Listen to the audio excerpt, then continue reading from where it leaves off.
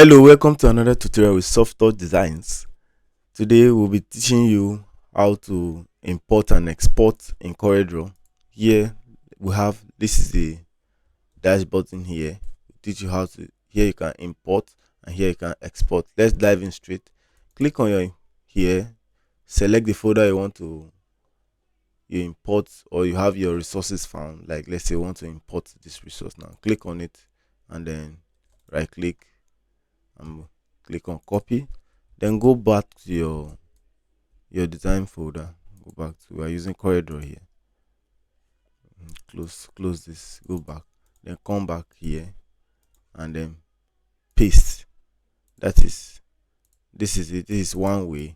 Or if you don't want to do in that order, you can import it straight, like as you go in there.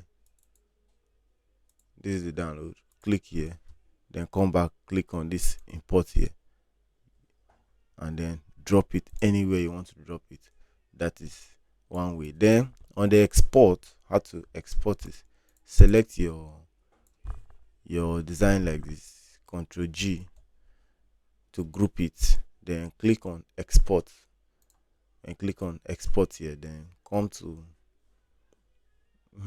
this is your file name, select the file name wedding, then click on export. Meanwhile, you select the folder you want to, let's say I also want to use desktop, then click export from here, export,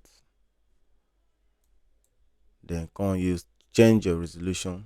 This is your resolution here determine the quality of your image, the quality, how it will look like. So from here, this is around 3.41 MB.